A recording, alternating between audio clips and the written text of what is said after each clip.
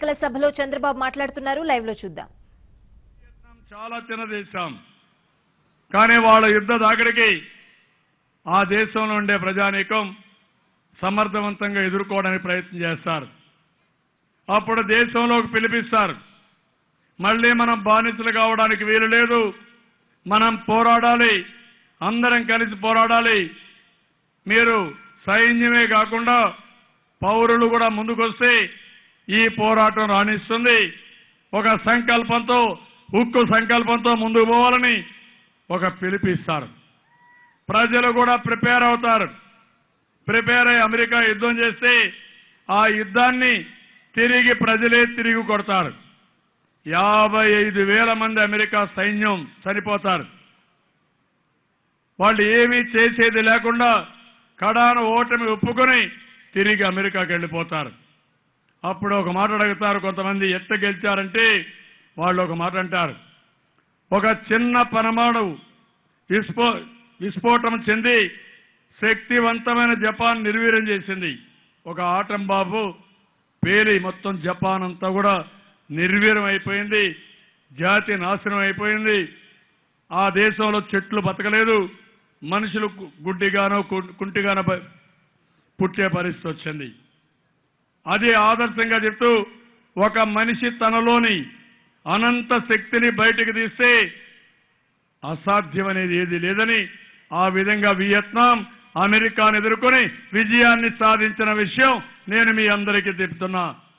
ఇప్పుడు ఈ రాష్ట్రంలో చేయాల్సింది 5 కోట్ల మంది ఒకటి కావాలి.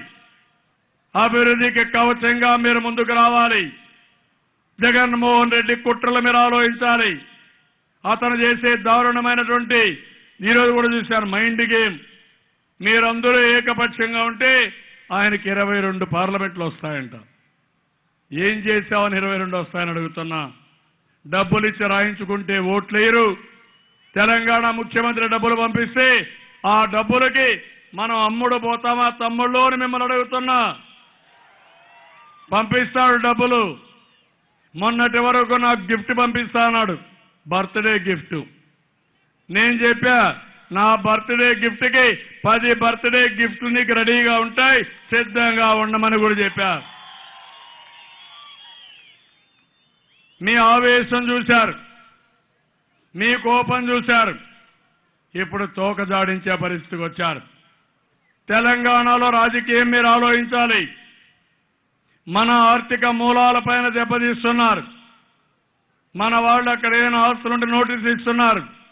అంటే కేసీఆర్ ఇక్కడ పెత్తనం చేయాలనుకుంటున్నాడు, దొడ్డిదారిన పెత్తనం చేయాలనుకుంటున్నాడు. జగన్మోహన్ రెడ్డి ఒక పావుగా ఉపయోగించుకోవాలనుకుంటున్నాడు. నిన్ననే మీరు చూశారు, పోలవరం మీద మళ్ళీ కోర్టుకు వెళ్ళారు. నేను అడుగుతున్నా, మీకే అధికారం ఉందని? మేము నష్టపోయాం, కనీసం ప్రాజెక్టు కట్టుకుంటున్నాం, కేంద్రం డబ్బులు ఇవ్వలేదు, అయినా ముందుకు పోతున్నాం. ఎందుకు అడ్డం పడుతున్నారని అడుగుతున్నా, సమాధానం చెప్పమని డిమాండ్ చేస్తున్నా. కానీ వాళ్ళ ఉద్దేశం అది కాదు. మోడీకి, కేసీఆర్కి మనం బాగుపడేది ఇష్టం లేదు. తెలంగాణలో ఏం చేసిన పనంతా కూడా అన్ని రాజకీయ పార్టీలను బెదిరించి ఎమ్మెల్యేలందరినీ వాళ్ళ పార్టీలో చేర్చుకున్నాడు, నాయకులందరినీ చేర్చుకున్నాడు. రేపు 16 సీట్లు వస్తాయి, దేశంలో చక్రం చెప్తాను, ఆంధ్రప్రదేశ్కి అన్యాయం చేస్తారని మాట్లాడుతున్నాడు. నేను ఒకటే మిమ్మల్ని కోరుతున్నా, ఏమీ చేయని కేసీఆర్కి ఇంత బలం ఉంటే 88 సీట్లు గెలిస్తే ఈ రాష్ట్రాన్ని అన్ని విధాల అభివృద్ధి చేసిన పార్టీకి 175లో ఎన్ని సీట్లు ఇవ్వాలనో, ఎంత మెజారిటీ ఇవ్వాలనో మీరు ఆలోచించాలి. 25 పార్లమెంటు సీట్లు గెలవాలి. నేను అడుగుతున్నా మిమ్మల్ని, మనకు రోషం లేదా తమ్ముళ్ళు అని అడుగుతున్నా, పౌరుషం లేదా అని అడుగుతున్నా, మీకు కోపం రాలేదని అడుగుతున్నా. ఈ కుట్రలు కుతంత్రాలు చేస్తే మీలో కూడా రక్తం ఉప్పొంగలేదని అడుగుతున్నా. ఎన్టీఆర్ రామారావు గారు ఆ రోజు ఆగస్టు క్రైస్తు వస్తే 10 మంది ప్రాణాలు త్యాగం చేసి గెలిపించింది మళ్ళా ఎన్టీ రామారావు గారిని ముఖ్యమంత్రి చేసే వరకు నిద్రపోకుండా పోరాడింది అనంతపురం జిల్లా. పోరాటాల గడ్డ అనంత జిల్లా. మీకు పౌరుషం కూడా అనంత పౌరుషం ఉంది. అనుకుంటే కూకటి వేళ్లతో కూడా పెక్కలించి బంగాళాఖాతంలో పడేస్తారు. ఈరోజు తెలంగాణ టీఆర్ఎస్ ప్రభుత్వం కానీ మోడీ ప్రభుత్వం కానీ మనకు నష్టం చేయాలని చూస్తున్నారు. ఈ రాష్ట్రం బాగుపడితే చూడలేకపోతున్నారు, ఓర్వలేకపోతున్నారు, అడుగడుగున అడ్డుపడుతున్నారు. కష్టపడితే జాలి లేకుండా ఇంకా కసిగా అణగదొక్కుతున్నారు. అదే నా బాధ.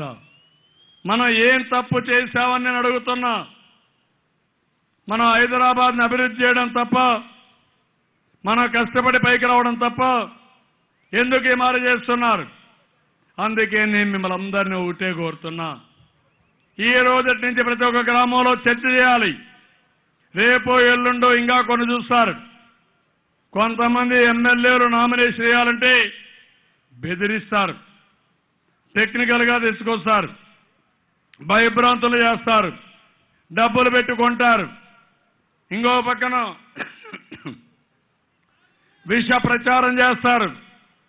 ఈయన మారిపోయాడు, ఈయన పోయాడు, ఈ ఊర్లో ఈయన కొన్నాం, ఈ ఊర్లో ఈయన కొన్నాం అని చెప్పి చేస్తారు.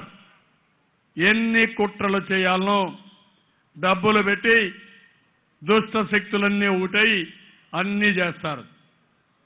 నేను ఒకటే అడుగుతున్నా, ఇది మన భవిష్యత్తుకు సంబంధించిన విషయం. ఈరోజు మళ్ళా తెలుగుదేశం పార్టీ అధికారులు రావడం ఒక చారిత్రక అవసరం, అవునా కాదా? 5 ఏళ్లకు మునుపు అనంతపురం ఏంటి, ఈరోజు అనంతపురం ఏంటి? మళ్ళీ తెలుగుదేశం పార్టీ గెలిస్తే 5 ఏళ్ల తర్వాత అనంతపురం ఎక్కడుంటుందో మీరు ఆలోచించుకోవాలి. 1924కి ఒక విజన్ కూడా తయారు చేశాం. నేను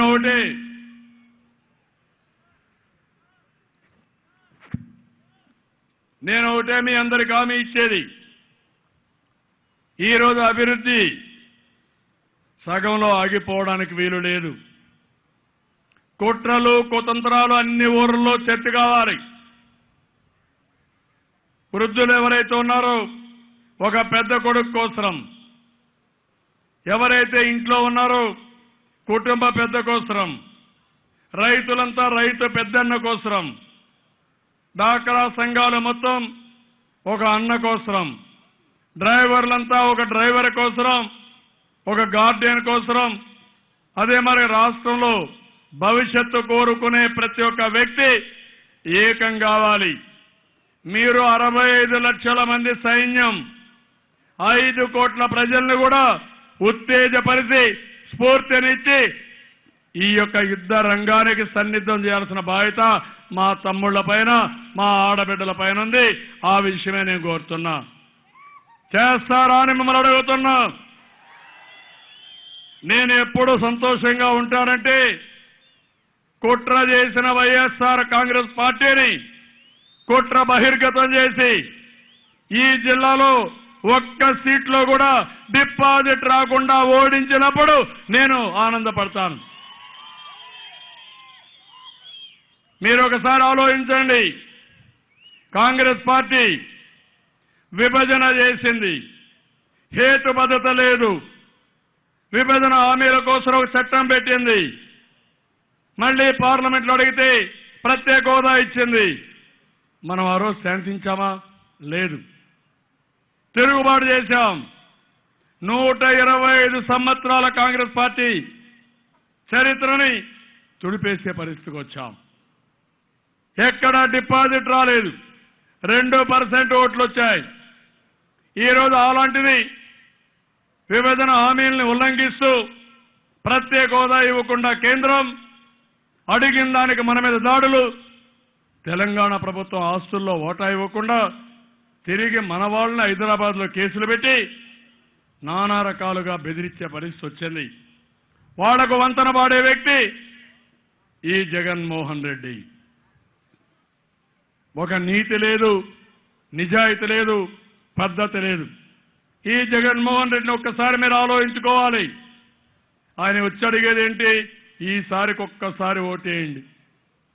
ఓటేస్తే ఏమవుతుంది? రాష్ట్రాన్ని తాకట్టు పెడతారు మీరు, అభివృద్ధి ఆగిపోతుంది. ఇలాంటి కళ్ళబొల్లి మాటలు మనం నమ్మితే, నేను అడుగుతున్నా, ఈయన గత చరిత్ర ఏంటి? తండ్రిని అడ్డం పెట్టుకుని 1,00,000 కోట్ల రూపాయలు అవినీతి చేసి అధికారులు జైల్లోకి తీసుకుపోయారు, పారిశ్రామికవేత్తలు జైలుకు పోయారు. ఇక్కడ లేపాక్షి కూడా ఈ లిస్టు ప్రకారం చేసి ఈరోజు 18,000 ఎకరాల భూమి లిటిగేషన్లో ఉండిపోయి అభివృద్ధి ఆగిపోయే పరిస్థితి వచ్చింది. ఇలాంటి కొల్లలు చేసి మళ్ళా నేను ఏదో చేస్తానని మాట్లాడుతున్నారంటే, నేను ఇంత మునిపే చెప్పాను, అమెరికన్ ఫెడరల్ ఇన్వెస్టిగేషన్ టీం ఏది చెప్పిందో ఆ లక్షణాలన్నీ జగన్మోహన్ రెడ్డిలో ఉన్నాయి. కాంగ్రెస్ పార్టీ మనకు అన్యాయం చేసింది, కానీ ఈయన మాత్రం రాష్ట్రాన్ని మొత్తం తాకట్టు పెట్టి ఈయన కేసుల కోసం మనల్ని ఇబ్బంది పెట్టే పరిస్థితి వస్తుంది. అందుకే కోరుతున్నా, తమ్ముళ్ళు మీరంతా గుర్తుపెట్టుకోవాలి, ఎన్టీ రామారావు గారి స్ఫూర్తి మీద రావాలి. ప్రతి ఒక్క కార్యకర్త ఒక కొండవీటి సింహంగా విజృంభించాలని మరొకసారి కోరుతున్నా. నేను చెప్పింది మీకు అర్థమైందా అని అడుగుతున్నా. మొన్నటి వరకు రిటర్న్ గిఫ్ట్ ఇస్తానన్న తెలంగాణ ప్రభుత్వం మాకు ఆంధ్ర ఎలక్షన్లు సంబంధం లేదంటున్నారు. డబ్బులు పంపించడం మీకు సంబంధం, అవుట్ సోర్సింగ్ ఏజెన్సీలు పంపించి ఇక్కడ వాళ్ళకి సహకరించడం మీ సాంప్రదాయం. తెలుగుదేశం పార్టీ సేవామిత్ర డేటా దొంగతనం చేసి వైఎస్ఆర్ కాంగ్రెస్ పార్టీకి ఇచ్చి తెలుగుదేశాన్ని నిర్వీర్యం చేయడం మీ ఆశయం. పోలవరం ప్రాజెక్టుకి అడ్డం పడడం మీ లక్ష్యం. ఎవరు చెప్తారు ఈ కథలు? దొంగ నాటకాలు మానండి. మీ ఇంటికి మా ఇల్లు ఎంత దూరమో మా ఇంటికి మీ ఇల్లు అంతే దూరం. మంచికి మంచిగా ఉంటాం. కాదు అనుకుంటే తెలుగువారి ఆత్మగౌరవం కోసం, నవ్యాంధ్ర ప్రజానీకం ఆత్మగౌరవం కోసం ఎంతటి వాడినైనా ఢీకుంటాం. వదిలిపెట్టే సమస్య లేదని మరొకసారి మిమ్మల్ని కోరుతున్నాం. ఇప్పుడు మీరందరూ ఆలోచించాల్సింది, హుషారుగా ఉన్నారు, మీకు కావలసిన అస్త్రాలన్నీ ఇచ్చాను, ప్రజలందరూ మనతోనే ఉన్నారు. వాళ్ళల్లో కూడా కసి పెంచాలి, రోషాన్ని పెంచాలి, కక్షగా పనిచేయాలి. ఈ ఎన్నికల్లో అప్పటికప్పుడు వాచ్ చేయండి. రేపు రాబోయే రోజుల్లో మొన్నే మనం చూసాం బీహారీ డెకాయిట్ ఏం చేశారో. ఫామ్ 7 పెట్టి మన ఓట్లన్నీ తీసేయాలని ప్రయత్నం చేశాడు. తెలంగాణలో ఈ పనే చేశారు. అక్కడ ఓట్లు తీసి నాయకులు బెదిరించి సరెండర్ చేసుకుని ఏకపక్షంగా ముందుకు పోయారు. ఇక్కడ మనకు ఇబ్బంది కలిగిస్తున్నారు. ఇప్పుడు ఇక్కడ చేయాల్సింది, మనం బెదిరించక్కర్లేదు. మనకు వ్యతిరేకంగా ఉండే ఏ వ్యక్తి డిపాజిట్ రాకుండా ఓడిపోతే, ఆ రోజు 2014లో కాంగ్రెస్కి ఏం జరిగిందో వైఎస్ఆర్ కాంగ్రెస్ కి జరిగితే ఈ రాష్ట్రంలో శాశ్వతంగా మనకు సమస్య పోతుంది. ఇంట్లో కుటుంబాలని హత్యలు చేసి మళ్ళీ బాబాయ్ అనే ఇది కూడా లేకుండా తిరిగి అబద్ధాలు చెప్పి గుండెపోటుతో మరణించారని తప్పుడు చెప్పారంటే ఎలాంటి వ్యక్తులు, ఎలాంటి మనస్తత్వం మీరు ఆలోచించుకోవాల్సిన అవసరం ఉంది. అందుకే నేను కోరుతున్నా, నేను గెలిపిస్తారు కానీ గవర్నమెంట్ వస్తుంది, కానీ నాకు కావాల్సింది మీరందరి దగ్గర ఏకపక్ష విజయం. ఏకపక్ష విజయం వల్ల లాభం ఏంటంటే, బయట కూడా శక్తులు కుట్రలు చేసి సమర్థవంతంగా ఢీకొంటాం. అటు కాకుండా ఇక్కడ మనం అంతర్గత కలహాలతో ఇలాంటి వాళ్ళతో ఇన్వాల్వ్ అయితే అవతల విరోధి ఇంకా బలపడి మన వల్ల దెబ్బతీసే పరిస్థితి వస్తుంది. మన వల్ల దెబ్బతీయకూడదంటే, నా మీదని మీకు నమ్మకం ఉందనుకుంటే అన్ని సీట్లు గెలిపించండి, 25 గెలిపించండి, 175 గెలిపించండి. ఏం చేయాలో చేసి చూపిస్తా, ఇంకా మెరుగైన పాలన ఇస్తా.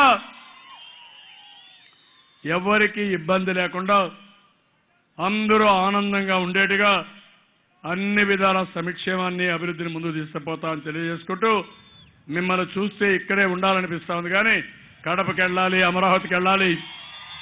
కాబట్టి ఇప్పుడు మీరందరూ చెప్పాలి, తమ్ముళ్ళు మీ ఓటు అంటే సైకిల్.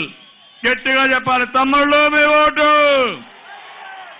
తమ్ముళ్ళు మీ ఓటు, అన్నలారా మీ ఓటు, అమ్మలారా మీ ఓటు. తెలుగుదేశం వర్ధిల్లాలి. తెలుగుదేశం, తెలుగుదేశం, తెలుగుదేశం. ఎన్టీఆర్, ఎన్టీఆర్, ఎన్టీఆర్. ఇప్పుడు నవ్యాంధ్ర పౌరుషం రేకెత్తించాలి, ఆత్మ గౌరవాన్ని కాపాడాలి. నేను నవ్యాంధ్రప్రదేశ్ ఆత్మ గౌరవాన్ని అంటే కాపాడాలి, కాపాడాలి గట్టి చెప్పాలి. నవ్యాంధ్రప్రదేశ్ ఆత్మ గౌరవాన్ని, నవ్యాంధ్రప్రదేశ్ ఆత్మ గౌరవాన్ని, నవ్యాంధ్రప్రదేశ్ ఆత్మ గౌరవాన్ని నేను అడుగుతున్నా. ఇప్పుడు పోరాటానికి సిద్ధంగా ఉన్నారా? సిద్ధమేనా? సంసిద్ధమేనా? పౌరుషం వచ్చిందా? కోపం వచ్చిందా? ఆత్మ గౌరవాన్ని కాపాడుకుంటామా? నమ్మకమేనా? శభాష్. అందరికీ నమస్కారాలు. జై హింద్, జై జన్మభూమి, జై తెలుగుదేశం. చంద్రబాబు నాయుడు గారి నాయకత్వం, చంద్రబాబు నాయుడు గారి నాయకత్వం, నవ్యాంధ్ర రథసారథి.